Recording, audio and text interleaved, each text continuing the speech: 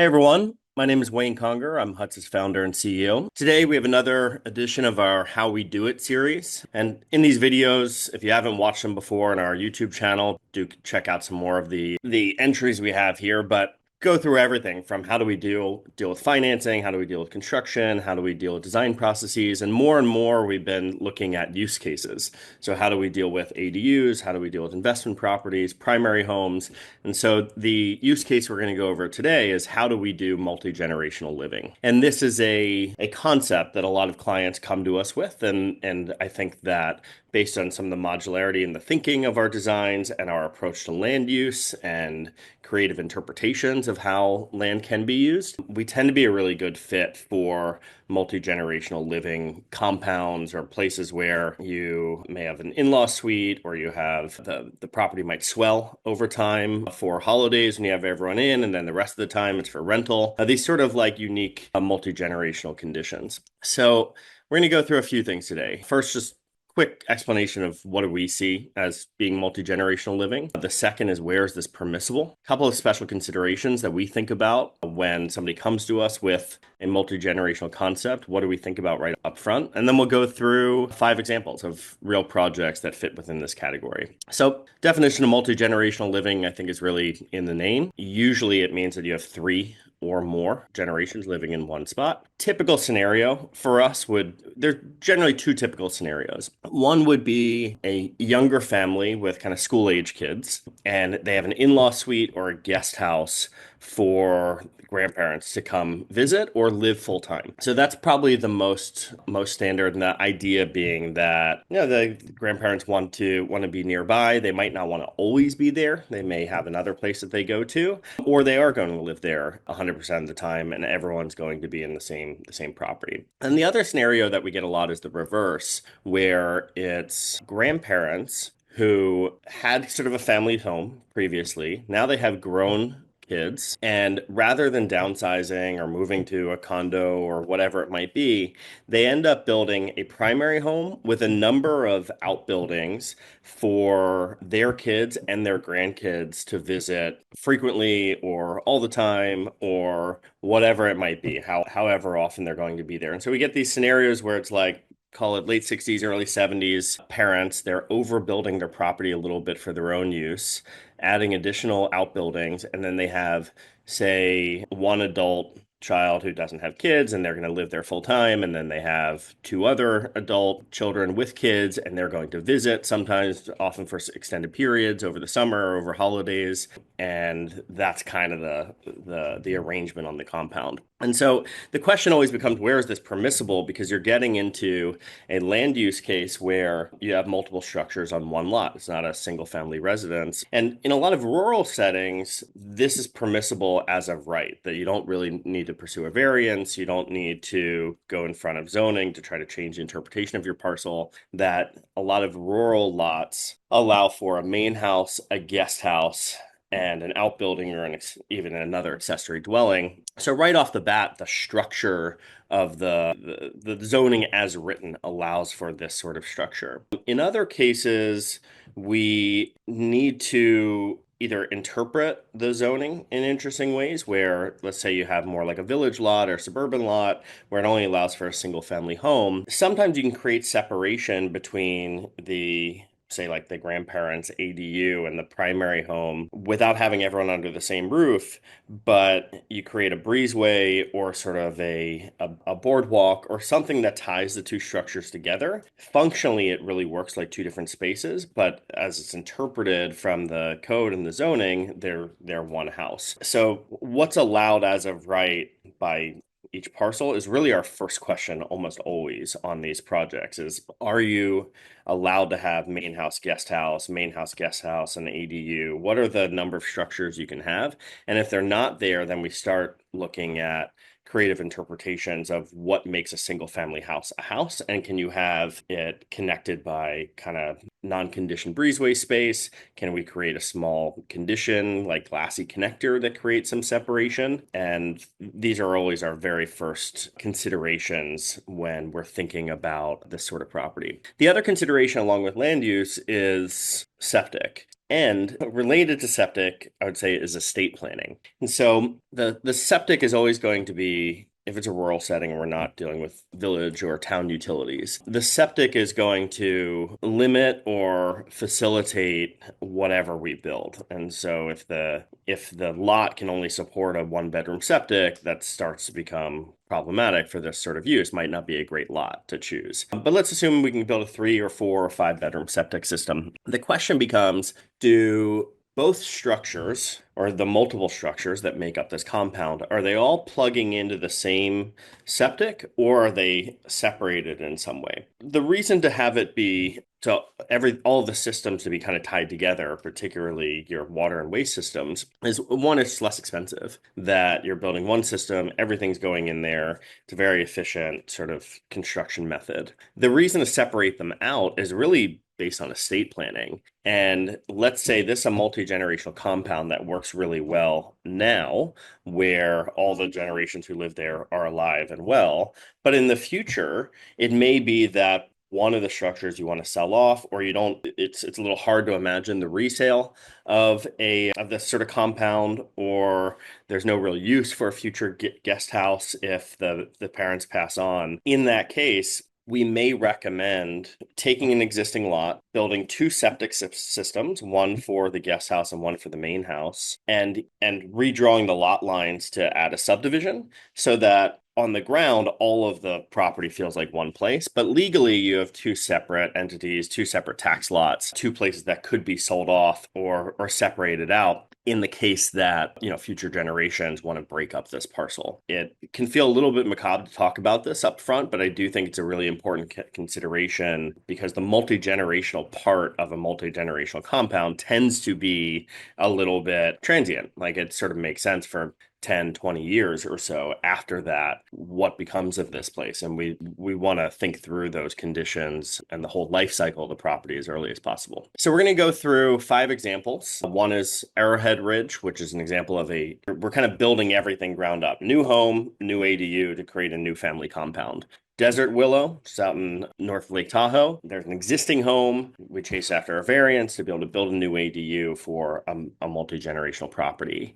Creekside Compound is one where there's no real hierarchy between the units. They're all sort of primary homes for all the inhabitants. Orange Plum fits into this idea of a single family home that needed to be interpreted based on the restrictive zoning. And then Dorset is more of a mixed-use family campus. And so we'll go through each of these. Let's start with Arrowhead. And we're going to look at these directly on Huts.com. So here we are at Arrowhead Ridge. This is a project that's wrapping up construction right now. It's in Saugerties, New York, in the Hudson River Valley. And this is for a client that fits into that first category that I mentioned, where it's a younger family, 2 young kids, school age. This is their primary home, and aging parents where they may not live here full time yet, but over time they may spend more and more time. Initially, they'll want to come for weeks or maybe a month at a time to be able to hang with the grandkids and hang with the family. But it's also a bit of an insurance policy that this is a place for the older parents to grow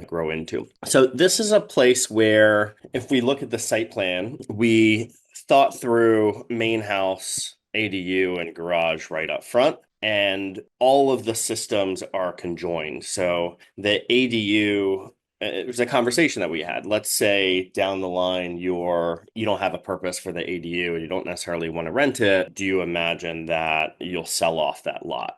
And because it was sort of a smaller ADU structure and not kind of a full guest house, our client felt that either their kids would grow into hanging out there and using it for another purpose. It gets sort of like repurposed as sort of like a teen room over time, or it really could be used as a rental property. So we didn't explore future subdivision or kind of future proofing the tax lots to be able to be decoupled and sold on their own. So it's all one like campus. Everything's in one spot. That also means all of the water services in the garage, all of the water services in the ADU and in the main house all go into a single septic system. Here we are looking at the main house. But I think this is the view to really take a look at, which is as we come up into the driveway of this property, you pass each of these structures. And we really thought about this like a compound. How do we give this a very uniform and coherent exterior design palette, tie the structures together and make them all feel like they come from the same design world, but give them enough separation. Use the grade and use the tree line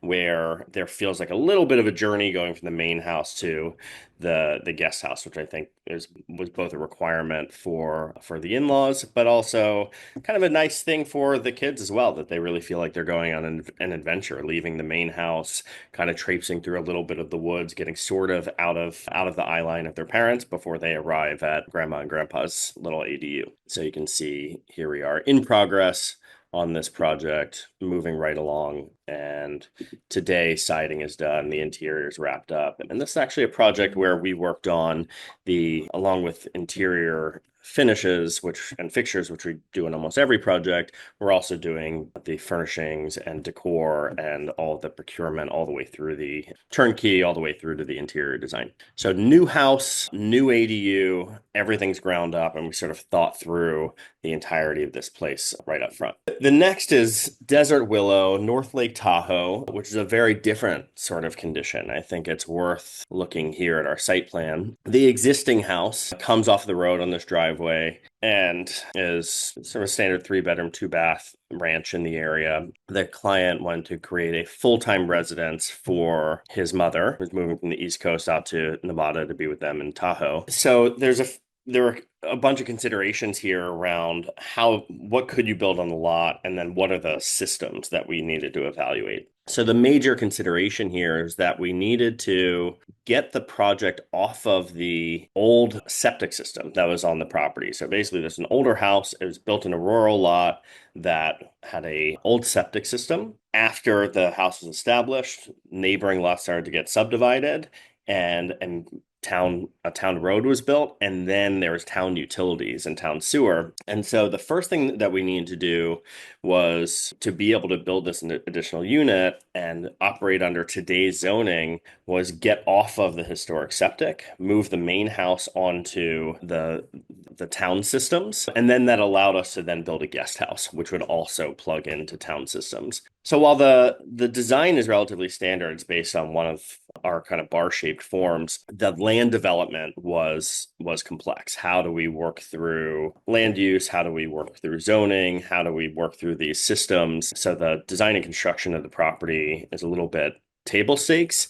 The hard part was figuring out how do we make this permissible at all. But looking at the ADU, this is a kind of larger ADU. It's a 2-bedroom, 2-bath with living, kitchen, dining space, smaller kitchenette, because they imagine a lot of the larger meals and larger cooking and dining would happen in the main house, but space enough for mom to stay full time and be able to have friends visit as well, which is certainly part of the brief. So almost everything happens in here, a little bit more of like the collective group type things. Dining in particular, larger sort of like family hangouts happen in the main living and dining room of the main house. I do like this little bay window moment where we bump this out, created this little breakfast nook, and look south towards the kind of big view south towards Lake Tahoe. Okay, so that is existing house, new ADU to result in a new family compound. Here we have a lot project in kind of near Athens, New York, between Athens and Catskill. And this is for who was our primary client, his mom and his sister. He had purchased this really great parcel that, if you look at these lines, this is a creek going all the way through with this little tributary of the creek that ends up with this little island as part of the parcel. But what that also meant was if he wanted to use this in the way that he had in mind, there's no real opportunity to subdivide. Had to all be on one lot because you don't have enough road frontage. And you have this red line that is the 100-year floodplain. So the feature that makes this lot so great, the creek, is also the one that constrains a lot of the geometry of the parcel and limits what you can and can't do. So you don't really have enough space to have 3 septic systems. So what we needed to do was work with our septic engineer to design one big septic system that each of the 3 single-family homes plug into. So that was sort of challenge 1, just getting the geometry of the septic to work. Then we had the issue of the interpretation of the house. So this lot really only allows for a single family residence, no outbuildings, no guest houses. So what we need to do was design the homes and the various structures in a way where we could make the argument that the square footage of this total place, with essentially 5 bedrooms and 3 bathrooms, was really no different than the square footage of adjacent properties where folks have built one big 4,000 square foot house or one big 4,500 square foot house. And all we were doing was kind of disaggregating a big house and putting some exterior walls between them and then connecting them with boardwalks. So while it reads like 3 separate homes, it's really one big house broken up and connected with these kind of like outdoor hallways that all use one waste system and all use the same access, all use the same power, all use the same water. It's all treated like one tax lot. And so this general argument was the way that we were able to get this permitted and interpreted as a single family residence. But the use for the clients is really as 3 separate homes, one for mom, one for the sister, and one for our client. And so here you can see, unlike some of these other projects where it's very clear there's a main house and a guest house or a main house and an ADU. Here it's really a collection of structures that there's no real hierarchy between this one being like the greater house and this one being the lesser than. They're all part of the same thing. So this is a spot from the ground up. We had to sort of rethink how do we even present what makes up the house. Even though these have different roof forms and feel separated, they are really all in the eyes of the permitting office in this area, one house, but from the user standpoint, utilized as 3 separate living spaces. Great. And then the next, we're going to zoom down to Asheville, North Carolina. And this is a client that fits into that second category. Grandparents who are using this as their primary home, but creating enough space in a guest house to be able to host their kids and their grandkids for extended periods of time and maybe even full time depending on their living situation. So here there are also some restrictions on what could be an ADU, what can be separated, and similarly we thought about how to connect these under the guidelines of local zoning through boardwalks and breezeways and really treat this collection of structures as being interpreted as one house. And you can see we started to like cant the forms, the various spaces follow the lines of the topography and open up specific views in interesting ways.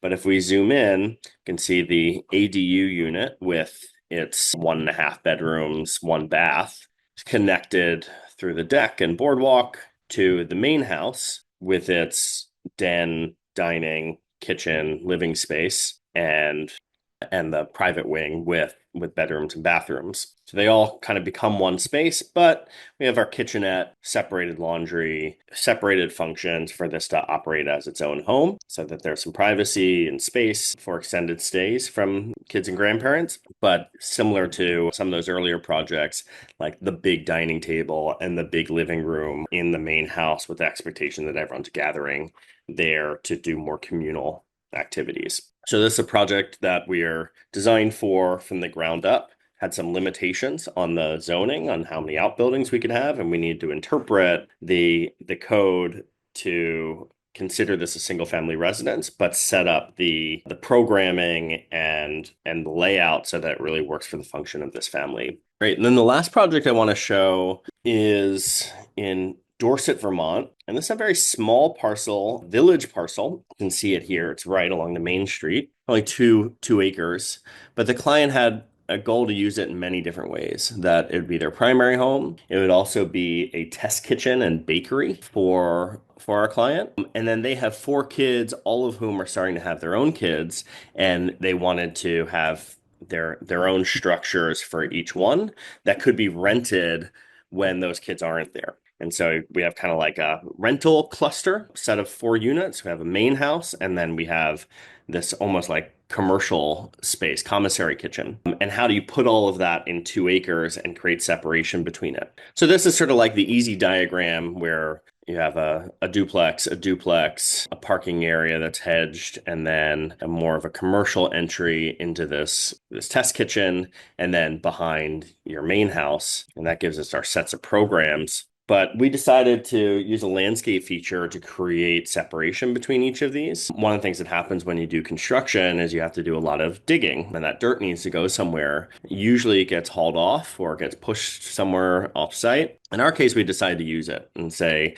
rather than having hedges or fences, let's build up this berm with all of this excavated material that can be planted. It creates enough height that it can define the zones. We have privacy between the rental area, the this commercial space, and the primary home. So here's the general diagram that we're kind of cutting material and then we're filling it up top. And then thinking through all the things that a berm could be, that it can be used for privacy, that you're kind of creating a little bit of topography and a kind of hill that separates one side from the other. To use for privacy, to use for a noise barrier on a two acre lot in the village. You're going to have some real noise. If you can build up a berm up front, it'll push the sound up and over the lot. It can even be seating. You can use in these really cool sculptural ways. So over time, this sort of like compound project turned into as much of a landscape project as it was a land use and housing project. And obviously it can become a garden and landscape. So the idea that we would kind of build up these berms and that they would mature over time and really take a small lot and turn it into these different zones. So here you can see we oriented the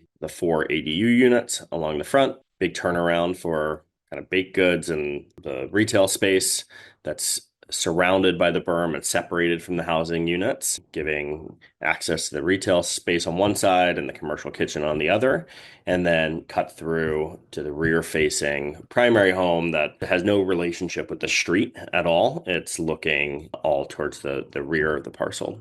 Sorry. And just a couple of these little moments and how we've designed this compound, this kind of seating area for the retail space, a little rental village that when the adult kids and their children are there, they can use it. And when they're not, it can be a standalone rental area that is separated out from the primary home and commercial spaces, and that there's some privacy between everything, that the berm kind of keeps the space feeling intimate. You have kind of a setting like this, then this commercial area, and then on the residential side. And so here we're really pushing the boundaries of what a mixed use lot can be, because this basically includes all of the land uses. It's got for-profit rental, short-term rental. It's got commercial uses with the bakery. It's got retail usage. It's got a primary home, got a pool, and we needed to be able to show that there's kind of a distinction between each of these and that there's the right kind of circulation all through them and get it all to work in this relatively small parcel. And so rather than just making kind of straight lines, we figured out how to hide some of the program, make it feel like it's not too dense. And this is an approach that the village was pretty enthusiastic about. So this is a very complex version of a multi-generational compound, but has some of those same qualities. Has a big house, has some small units. It's got sometimes family usage, sometimes rental. So it has a lot of the same qualities that the other projects have. So yeah, I think in conclusion here, the main things to think about with multi-generational compounds are land use. What does your lot allow for or not? Or if you don't have a lot, finding a parcel that kind of jives with your ambitions and can facilitate your the goals of your property. Within that is septic, if it's, or systems, but usually that means septic. Are you gonna have one big septic that everyone plugs into, or are you gonna have two septic systems or multiple septic systems that allow for future subdivision and being able to sell off the parcels on their own as kind of like an estate planning concept? And then are you allowed to have multiple structures? And if not, how do you start to interpret a connected house that creates privacy but is combined through breezeways or boardwalks or other sorts of physical structures? These are the main issues we've tend to have come up with as we've worked through these sorts of projects. So let me stop sharing and open this up to questions from anyone out there, and I'll do my best to try to field them. And if you have none, that's no problem at all, but Do check out these projects in more depth on huts.com. If you have questions about your own property, whether it's an existing house that you want to add on to make it